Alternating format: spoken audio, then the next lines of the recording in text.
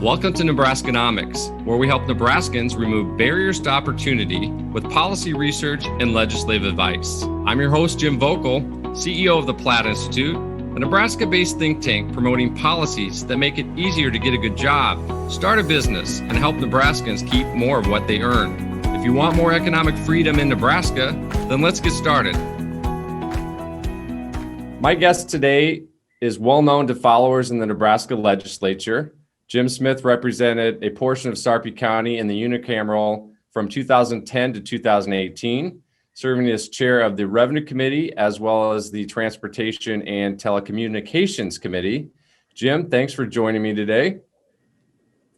Pleasure to be with you, Jim. Thanks. Now, since the end of your term in Lincoln, you've been heading up the Blueprint Nebraska economic visioning process as president of that organization. And in May, Blueprint Nebraska announced a transition plan to hand off the implementation of its signature initiatives to 3 different Nebraska organizations. And I'm proud to say that the Platte Institute is one of those partner organizations. But we received much more than marching orders from our friends at Blueprint Nebraska lately. We also received new talent, and you are going to be joining us as our new Executive Vice President and Chief Strategy Officer, and we're thrilled to have you. Now, since you have been a state senator, you led an economic growth campaign that has a lot of state buy-in. So why is coming to the Platte Institute your next step in your career? Well, again, Jim, thanks for allowing me to join you today. And it's great to join the Platte Institute and work with some folks that I've had the privilege of working with over my term in the legislature. A little background, I had a career in corporate America. I had a career in small business and entrepreneurship. Of course, I headed up the Blueprint Nebraska, and I spent 8 years in the unicameral system. And, I took on each one of those ventures and adventure with the belief that, free markets in the private sector are absolutely critical to preserving our way of life here in Nebraska. And moreover, I wanted to be a participant more than just a believer in the value of those ideals. So, given the track record of the Platte Institute, my experiences in working with them over the years, the origins of the Platte Institute, it feels to me that this is a great place to continue my work. Well, as I said before, we're thrilled to have you start next week here amongst our team. I want you now to tell us a little bit more about the Blueprint Nebraska process. Is there anything specifically that you learned over the last few years leading that initiative and that campaign that you hadn't heard before, maybe as a policymaker? Well, certainly your listeners, your viewers are some of the most informed folks in Nebraska. But for those that may not be knowledgeable of Blueprint Nebraska, this is the Blueprint Nebraska Growing the Good Life report.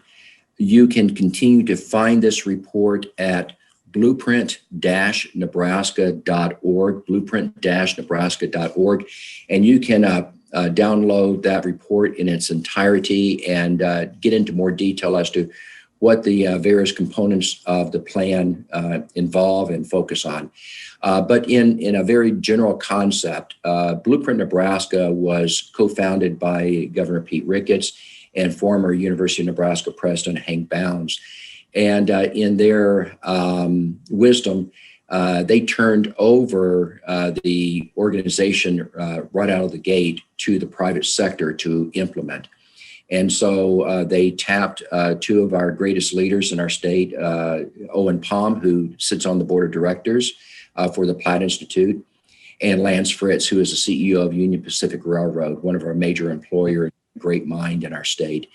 And those 2 individuals put together a 21-member steering committee made up of some of the best business minds across the state, with the focus on building a statewide economic initiative, not one that is focused on Omaha or Lincoln, but one that appeals to every corner of our state. And so over the last couple of years, we worked to that end. We engaged with McKinsey & Company on building the plan. We engaged probably more than 350 people that actually were involved in one of the small teams that helped to build out the plan. And then we engaged with stakeholders across the state, thousands of stakeholders across the state during our time on building that plan. And we heard from them clearly. And what we have worked to do in this plan is to leverage the strengths of land, location, and people. And so those are three of the assets of Nebraska: our land, certainly our natural resources, our location. You can't find a better piece of real estate in the country than dead center of the country, and our people. Our people are resourceful. They've proven that time and time again. And so we want to leverage the strengths of our land, location, and people with strategic investments around innovation, automation, research and development, and workforce development. So that's in a nutshell. There are aspirational goals to Blueprint Nebraska that involve growing the 18 to 34-year-old population. That is the lifeblood of any economy. And we're competing not just regionally, but across the country, maybe around the world, for that 18 to 34-year-old population. How do we continue to make Nebraska a great place to be? The quality of life in Nebraska is second to none, but we have to continue to maintain that, not just in certain communities, but across the state. How do we encourage greater investment in research and development? How do we spark greater innovation around our core industries, around agriculture, finance and banking, manufacturing? So that's kind of what the report is about. There is absolutely, and I mean, your viewers and listeners will understand, when they look at the elements of the report, there's nothing new. But what is groundbreaking is the comprehensive nature of this report, how we were able to assemble the talent from across the state and get general agreement around this plan for our state. And it appeals to every corner of our state. It's not just for populated communities, it's for less dense populated communities. It's as important to Broken Bow as it is to Lincoln, Nebraska. So that's in a nutshell about Blueprint Nebraska. And I think over the course of the next several weeks and months, people that are connected with Platte Institute will learn more about Blueprint Nebraska. Sounds like that is obviously geared towards the future, but the status quo in Nebraska, Jim, is a touchy subject for a lot of people. Although Nebraska does have a lot going for it, you mentioned its assets, a significant share of our population feels like the state isn't offering enough to keep them here or bring more people to the state. As you look at the feedback generated during the Blueprint Nebraska process, where do we find the commonalities to link together the people who are already optimistic about the future of Nebraska and the people who feel maybe we're on the wrong track? Well, I would tell you both groups of people we've encountered during our time of developing our plan and reviewing the outcomes of our plan. And we need both groups of people, right? I'm absolutely grateful for those that are optimistic about our future, but I'm equally grateful for those that are impatient and that are sounding the alarm, or they're giving us a sense of urgency that we need to do something. We need to do it now. We don't have the luxury of time. And so we need both of those groups of people. I believe that they both are really wanting the same thing. They're wanting a better Nebraska. We are very fortunate to have the good life here. But the slogan is, we want to grow the good life. We want to build upon those things that have made us great in the past and keep us competitive going forward. Not just among our peer states, but around the country and around the world.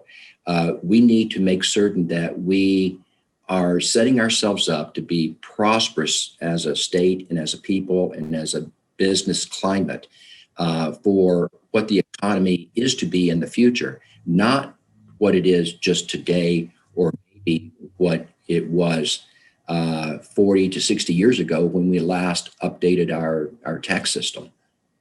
Yeah, and I brought that up because you and I have worked together on tax issues especially, and that's just one piece of the Blueprint Nebraska initiatives that we're going to be stewarding going forward. Can you maybe highlight for our supporters and listeners some of the other Blueprint Nebraska initiatives? Absolutely. And also the Blueprint Nebraska plan was created as an open source. We encourage others that are out there, whether it's industries or organizations or communities, associations, to use our plan to build their own plan for implementation. And so in some of these cases, you'll find that there's already great movement by others that have engaged. For example, broadband is absolutely essential. If there's one single part of our plan that must lead and is critical to all the other components, it's probably broadband. So if we are to have the level of investment in innovation and automation, if we are to build out our high growth sectors around manufacturing, agriculture, and banking and finance, and if we are to be attractive to the workforce of tomorrow, that higher talent of workforce, we have to make certain that the unserved and the underserved broadband areas of our state are addressed. And so I'm very thankful that the legislature has acted upon that. The governor certainly has made it a key point of his agenda. Director of Economic Development, Tony Goins, he talks about this frequently as well. So broadband was one of the findings early on with Blueprint Nebraska, and we are continuing to work to that end, but it's great to see so many other people having that same interest. Choose Nebraska is another critical one. You've heard the tourism slogan that Nebraska is not for everyone. Well, that may be great to get clicks on and to get laughs off of late night TV, but it really doesn't encourage the youth of Nebraska. It doesn't really encourage them. It doesn't encourage the people that are outside of our state looking for a new home for their business or looking for a new home for their career. So we want to encourage others to build a branding and marketing campaign around Choose Nebraska. Why should people be taking another look at Nebraska? And why should the young people that are growing up here in our state feel compelled to remain here in Nebraska? We need to build out that Choose Nebraska campaign. And I believe that the State Chamber of Commerce is taking a lead role in that, as well as Department of Economic Development. And I know Exarban Foundation, too, has an interest in that. Housing and transportation, we like to say in Blueprint Nebraska, housing is where jobs sleep.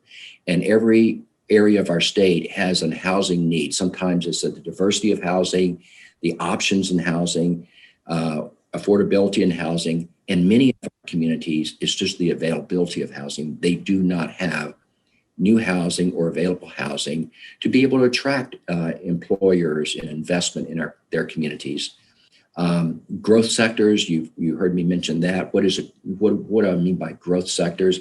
Was looking at those core business sectors in our state and making the type of investment around automation, innovation that helps to create higher productivity. Because when you create higher productivity in these high growth sectors, then you're able to naturally provide for higher wages, not an artificial wage increase, setting a minimum wage or whatever that may look like, but naturally creating opportunities for higher wages through that investment for productivity in our growth sectors.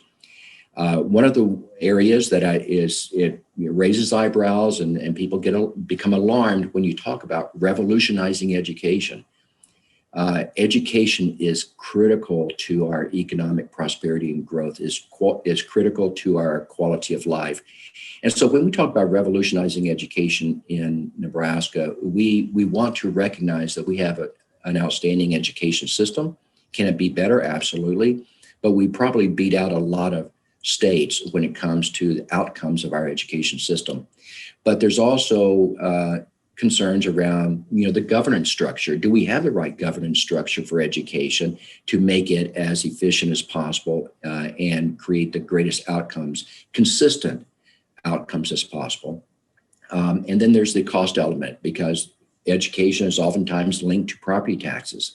And so can we do a better job of how we fund education to continue to maintain that level of outcomes?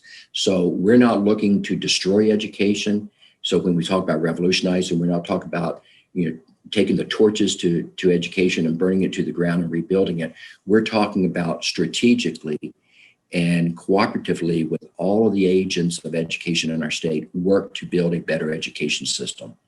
And then there's government efficiencies and regulatory reform. And I think this is an area where Platte Institute can really shine. Like to talk about government efficiencies, we do have essential services. How best do we fund those essential services, and what are those essential services? And then around regulatory reform. So if we're wanting to focus in on high growth sectors, maybe there are some regulatory hurdles or burdens that we need to remove to allow those high growth sectors to do the very best. And I think Platte Institute has led the way in the past, and that might be a great area for us to focus on going forward. Really appreciate that overview of those other strategic initiatives. Now I'm going to ask you to go in the past and remember your time back when you were in the legislature. You were often willing to go your own way on tax policy. You actually led an effort to override a gubernatorial veto to raise the state gas tax to build Nebraska's infrastructure. And you were one of the early advocates for ending sales tax exemptions to reform Nebraska's tax code. These ideas had to be pretty tough at first, but a lot of Nebraskans, especially in the business community, have started now moving closer to your way of thinking as they see how these pieces fit together into building a better tax system. What do you attribute that to, and what's the vision going forward? Well, that's a great question. And, first of all, I don't think anyone has come around to my way of thinking. I think, Nebraskans have never been afraid to challenge the norm. And if you look back at the origins of public power and you look at the origins of the unicameral system, both came about as a result of one man who chose to, blaze a different trail, and that was George Norris. Love him or hate him, and I know that he's a controversial figure to date. He looked for some non-normal approaches to solving problems of that day, of that time. And so there are certain ideals that are timeless, like individual responsibility and free markets and limited government. Those are things that, I certainly never want to abandon. But, we can always evolve in our thoughts and our approaches to solving some of these problems. And also circumstances change. But going back to the gas tax and how do I reconcile that to my core beliefs? I believe that taxes have meaning and taxes have consequences. And there are good taxes and there are less bad taxes. So, you look at income, and probably an income tax is one of the most harmful taxes you can impose on society, on business, and on people. It takes away their ambitions and their incentives. But is it necessary to serve the essential services of government? Probably so. But let's look to taxes that are perhaps less harmful, less destructive to our economy and to the ambition of our people. And, a gas tax, I would put in that latter category. I do not like raising taxes. I was put in a particular situation as chair of the Transportation Telecommunications Committee that we had a sizable number of bridges that needed repairing or replacing across our state. Our rural communities depend on those bridges for farm to market, and our citizens trust those bridges for their safety. We had road systems that needed to be widened so that you did, when you're competing with a family in a minivan and cattle trucks to make those routes safer for everyone, business and our citizens. So how were we going to address that? I don't think the right answer is to look to the federal government to solve our local problems and our state's problems. And I certainly did not believe that going into our general fund made up primarily income taxes, it was the right way of going either. So the best path for that, in my opinion at the time, was to use a user fee, which was the gas tax. You use the facilities, you pay for the facilities, and you pay for that through a gas tax. And LB 960, in the subsequent year to raise the gas tax, we were able to put conditions around that tax increase to ensure that it went directly towards the improvement of our bridges and our roads.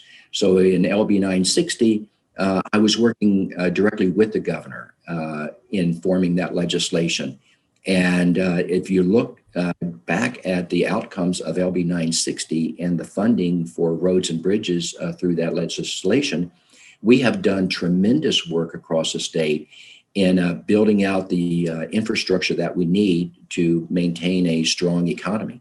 So going back to your original questions, circumstances change. I believe we have a lot of great Nebraskans that are looking for solutions every day, and they're looking for perhaps sometimes the unconventional solution. I would just encourage stay true to your core set of ideals and be willing to bob and weave. Going back to the sales tax exemptions part of that question in the business community, do you sense a shift with that business community because they want to see overall tax modernization and lower income and property taxes, and that's the best path forward? Is that where that buy-in's coming in, Jim? Yeah, I think so. I think kind of going back to one of the previous questions, where you have a group of people that are becoming impatient and they're wanting change now. And, they want to be optimistic about the future, but they're wanting to create circumstances to have a faster turnaround on the changes that are needed. And I think that's where the business community is beginning to come together across the state and maybe moving more towards the center of what we need to do. We are a small state. We have a relatively small economy. We are limited in our options for revenues to support tax relief.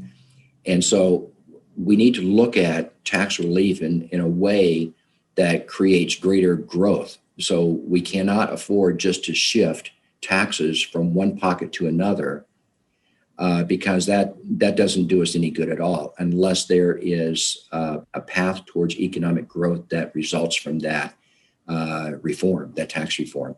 And so that's a distinguishing factor, by the way, between what we will be eventually proposing with tax modernization. That it's not a tax shift. It's not an aimless movement of money from one pocket to another for political purposes or political intent.